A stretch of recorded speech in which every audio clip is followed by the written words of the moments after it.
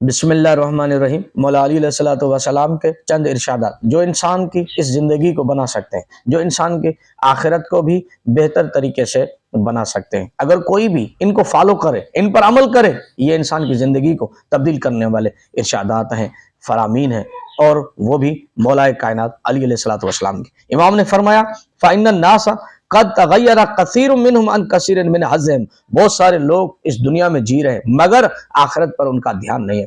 مولا نے فرمایا ان کو آخرت پہ دھیان کرنا چاہیے۔ کیوں؟ اس لیے کہ اس دنیا میں وہ تو چند گھڑیاں ہیں مگر آخرت کے لیے ہمیشہ وہاں پر رہیں گے۔ لہذا جس طرح یہ دنیا دھیان طلب ہے، اس طرح امام نے فرمایا کہ آخرت بھی دھیان طلب ہے، اور صرف دھیان طلب نہیں ہے، بہت زیادہ دھیان دینا چاہیے آخرت کے اوپر۔ کیوں؟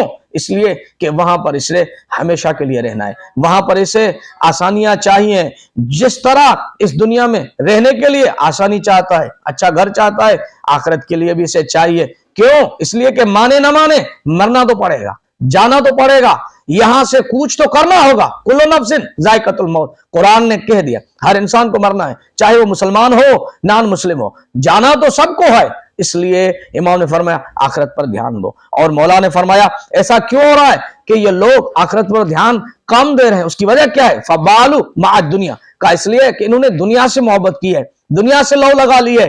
یہ محبت کا چکر ہے کہ اس نے اس آخرت کی طرف اپنا توجہ نہیں کیا اور دنیا پہ توجہ لگا دیا، اور یہ اس لیے دنیا میں توجہ کر رہا ہے کہ نہ تقبل ہوا، یہ اپنے خواہشات سے، اپنی مرضی سے، اپنے ان طریقوں کے مطابق جینا چاہتا ہے جو اسے پسند ہے، لیکن اس کو اپنی پسند کو تھوڑا سا ترک کر کے خدا کی پسند پہ دھیان دینا پڑے گا تاکہ یہ دنیا اور وہ دنیا اس کے لیے اچھی گزرے۔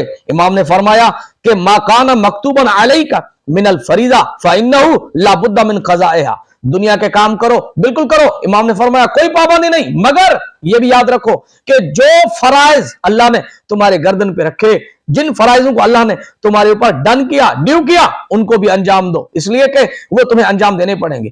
آپ سے سوال ہوں گے، جب آپ قبر میں جائیں گے تو آپ سے پوچھا جائے گا، اس وقت آپ جواب دہ ہوں گے، اس وقت آپ شرمندہ ہوں گے، اور پھر عذر کیا پیش کریں گے؟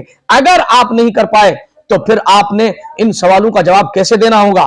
آپ یہ سوچیں وَعَلَمْ أَنَّ أَفْضَلَ الْمُؤْمِنِينَ أَفْضَلُهُمْ تَقْدِمَةً مِّن نَفْسِهِ وَأَهْلِهِ وَمَالِهِ۔ امام نے فرمایا کہ یاد رکھو بہترین مومن وہ ہے، بہترین صاحب ایمان وہ ہے جو خود بھی عمل کرے، اپنے اہل و عیال سے عمل کرائے، اور اپنے مال کے ذریعے بھی خدا کی راہ میں کچھ نہ کچھ کرے، کچھ نہ کچھ پیش کرے، تاکہ اس کی یہ زندگی اچھی گزرے اور اس کی وہ زندگی اچھی گزرے جو آخرت ہے، جو ہمیشہ کا گھر ہے۔ فَإِنَّكَ مَا تُقَدِّمْ مِنْ خَيْرٍ، مولا نے فرمایا یاد رکھو جو کچھ بھی تم اپنے ہاتھوں سے بھیجتے ہو وہ وہاں پہ جا کر ذخیرہ ہو جاتا ہے۔